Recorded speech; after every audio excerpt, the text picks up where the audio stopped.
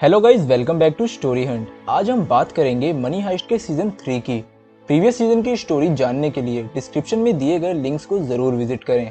Video को पूरा देखिए ताकि कोई भी सीन आपसे मिस ना हो। तो बिना देरी किए सीधे चलते हैं हम अपनी स्टोरी की तरफ। स्टोरी की स्टार्टिंग में हम देखते हैं आर्टुरो को, जो कि रॉयल मिंट की हाइस्ट के बाद मोटिवेशनल स्पीकर बन गया है। वो लोगों को अपनी हाइस्ट में दिखी उसकी ब्रेवरी की स्टोरी सुना रहा होता है। आर्टुरो पब्लिक की नज़र में एक हीरो बन चुका होता है।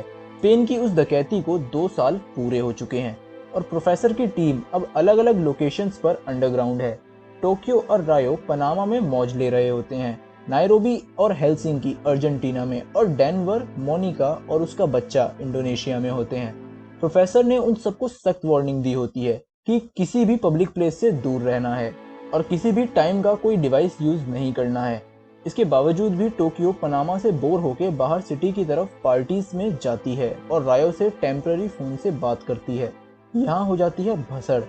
इनकी इस कम्युनिकेशन को यूरोपोल वाले सुन लेते हैं और ट्रैक डाउन करके रायो को पकड़ लेते हैं। टोक्यो मौका देख के वहां से बच के भागने में कामयाब हो जाती है। वो जाके सीधा प्रोफेसर को बताती है। प्रोफेसर उसे अपने पास बुला लेता है, मतलब थाईलैंड में। रायो से बाकियों के बारे में जानने के लिए यूरोपोल वाले उसे बहुत ज़्यादा टॉर्चर कर रहे होते हैं। वहीं प्रोफेसर टोक्यो की हेल्प करने को तैयार हो जाता है, क्योंकि अगर रायो ने मुंह खोला तो सबके सब फंसेंगे। प्रोफेसर सब मेंबर्स को वापस इकट्ठा करता है। प्रोफेसर की टीम में जो कमी थी उसको पूरा करने के लिए प्रोफेसर 3 न्यू मेंबर्स को ऐड करता है। First Bogota, second Palermo and last Marseille. ये सारे मिलकर अब बैंक ऑफ स्पेन को लूटेंगे। अब प्रोफेसर सबको प्लान समझा के सीधा एग्जीक्यूशन करता है। वो एक ब्लिम्प लेते हैं और उसमें पैसा भर के मैड्रिड के ऊपर बरसाने लगते हैं। लोग फ्री का पैसा देख के पागलों की तरह लूटने लगते हैं। अब इतनी भीड़ देख के स्पेन की गवर्नमेंट आर्मी भेजती है और इसी का फायदा उठा के प्रोफेसर की गैंग आर्मी के भेस में बैंक ऑफ स्पेन में घुस जाती है।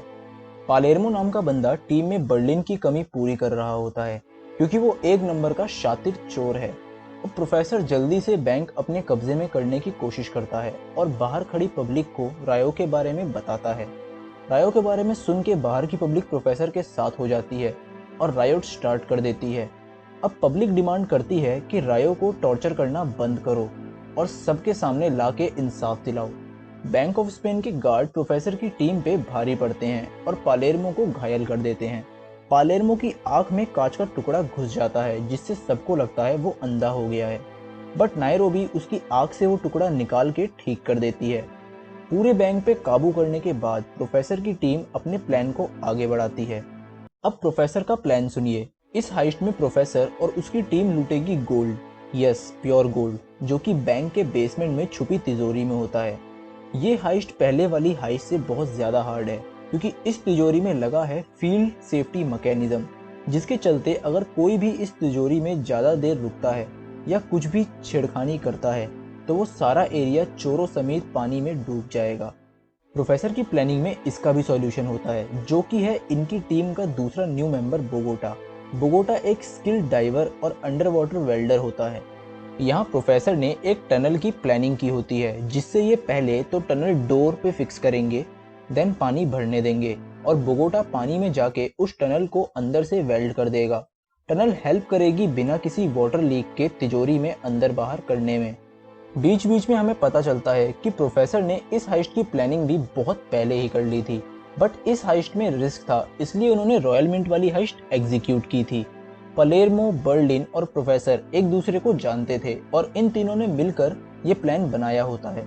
बाहर पुलिस पूरे बैंक को घेर लेती है और इस ऑपरेशन को हैंडल कर रही होती है बहुत ही ज्यादा टैलेंटेड एलिसिया सिएरा। सिएरा बिल्कुल भी नरम दिल नहीं होती। उसका मकसद है सब चोरों को पकड़ना, जिंदा या मुर्दा। अब प्रोफेसर सिएरा से बात करता है, जिससे प्रोफेसर को समझ आ जाता है कि ये बंदी पूरी साइको है। अब प्रोफेसर समझ जाता है कि इसको हैंडल करने के लिए उसे अपने प्लान में कुछ चेंजेस करने पड़ेंगे और वो लास्ट मोमेंट में प्लान में माइनर चेंजेस करता है। सिएरा अब रायो को मेंटल टॉर्चर करती है और उससे इंफॉर्मेशन निकलवाने की कोशिश करती है। वहीं प्रोफेसर हाइस्ट को स्टार्ट करने को बोलता है। आई नो, आप सोच रहे होंगे कि रायो को आज़ाद करने के लिए हाइस्ट क्यों, तो बता दें कि हाइस्ट तो एक बहाना होता है। तिजोरी के पीछे एक और सेफ होती है जो ओनली गवर्नर खोल सकता है। उसमें होते हैं स्पेन के सीक्रेट डॉक्यूमेंट्स। प्रोफेसर का प्लान होता है वो डॉक्यूमेंट्स के बदले रायो को आज़ाद कराना। पहले तो वो गवर्नर को फोर्स करके तिजोरी खुलवाने की कोशिश करते हैं, बट टाइम कम होने की वजह से जल्दी में वो गवर्नर को बेहोश कर देते हैं। बाहर सियरा पुलिस को बैंक में घुसने को बोल देती है।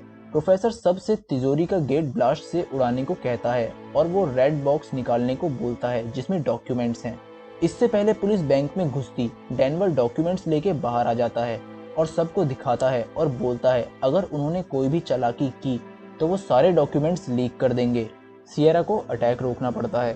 अब बैंक में प्रोफेसर की टीम में झगड़ा होने लगता है क्योंकि नायरोबी हेलसिंकी को पसंद करती है और हेलसिंकी पालरेमो के पीछे लट्टू हुआ होता है। वहीं फ्लैशबैक में दिखाते हैं कि प्रोफेसर बर्लिन से हाइस्ट प्लान को लेकर बात कर रहा होता है और बर्लिन पूरा प्लान अपनी जीएफ टैटियाना को बता देता है। प्रोफेसर उसे बोलता है कि प्यार वगैरह साइड में करके अपने हाइस्ट पर ध्यान दे। प्रेजेंट में प्रोफेसर और रकेल एक मिनी वैन में बैठ के सियरा और गवर्नमेंट को ब्लैकमेल कर रहे होते हैं। अब सियरा झूठी खबर मीडिया के थ्रू फैला के प्रोफेसर को ब्लैकमेल रोकने की कोशिश करती है और दोबारा बैंक पे हमला करने का प्लान बनाती है। वहीं प्रोफेसर और रकेल के बीच अनबन हो जाती है। इसी के चलते वैन रोड से उतर जाती है और एक पेड़ से जाके टकरा जाती है। वैन का एंटीना टूट जाता है जिससे प्रोफेसर का कम्युनिकेशन भी टूट जाता है। वहीं सियरा की टीम को पता चलता है कि प्रोफेसर एक वैन से कम्युनिकेट कर रहा है। पुलिस वाले वैन की तलाश में निकल जाते हैं। वहीं प्रोफेसर लोकल फार्मर्स की हेल्प से पुलिस से बच जाता है। फिर प्रोफेसर किसी तरह टीम से कांटेक्ट करता है और सही टाइम पे होने वाले पुलिस के हमले के बारे में भी उन्हें बता देता है। अब टीम वाले प्लान बना के हमला करने वाले बंदों को पकड़ लेते हैं और उनसे जबरदस्ती बेला चाओ सॉन्ग गवाते हैं और इसकी रिकॉर्डिंग बाहर सियरा को भेज देते हैं। अब सियरा डील करने के लिए मान जाती है। सियरा की मांग होती है कि रायो के बदले ये पुलिस वाले और 40 हॉस्टेजेस की। प्रोफेसर हाँ बोल देता है और प्रोफेसर के प्लान का फर्स्ट स्टेप तो पूरा हो जाता है। अब रायो वापस जाके अपनी गैंग से मिलता है।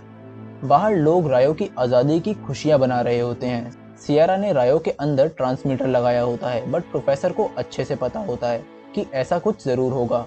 रायो अंदर जाके टोक्यो से मिलता है और वो दोनों थोड़ा रोमांस करते हैं और ये दिखाते हैं कि किसी को पता ही नहीं है कि रायो के अंदर ट्रांसमीटर लगा है।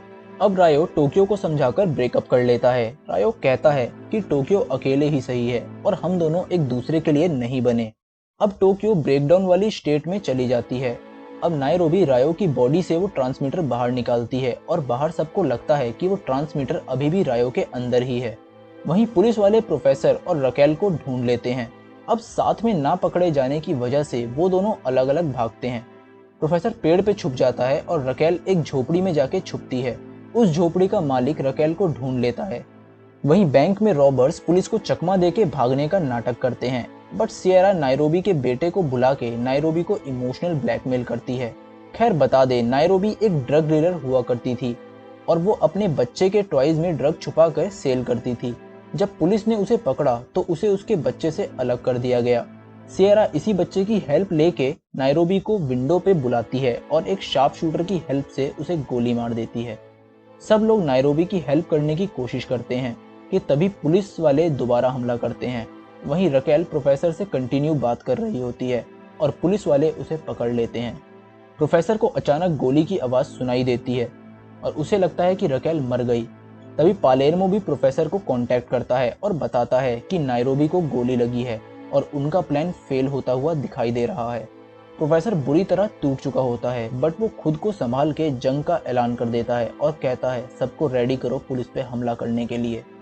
नेक्स्ट सीन में हमें पता चलता है कि रकेल अभी जिंदा है और सियरा ने प्रोफेसर को बस ये यकीन दिलाया है कि वो मर गई है ताकि प्रोफेसर कोई गलती करे। अब प्रोफेसर बुरी तरह फंस चुका होता है क्योंकि अब सारा गेम सियरा के हाथ में है। यहाँ होता है हमारे सीजन 3 की एंडिंग। आगे क्या होगा? क्या रकेल अपना मुंह खोल देगी या फिर प्रोफेसर पे भरोसा करके चुप ही रहेगी? क्या प्रोफेसर पता लगा पाएगा कि रकेल जिंदा है? और लगा लेगा तो क्या रकेल को छुड़ा पाएगा? जानने के लिए जरूर देखिएगा मनी हाइस्ट का सीजन 4। वीडियो को पूरा देखने के लिए धन्यवाद। अगर आपको ये वीडियो अच्छी लगी है तो लाइक कीजिए और अपने दोस्तों के साथ शेयर जरूर कीजिए। अगर आप न्यू हैं तो सब्सक्राइब कीजिए और बेल आइकन को जरूर दबाइए। अगर आपका इस सीरीज से रिलेटेड कोई भी क्वेश्चन या सजेशन है तो कमेंट जरूर करिएगा। अच्छा दोस्तों, फिर मिलते हैं स्टोरी हंट के अगले एपिसोड में। जय हिंद, जय भारत।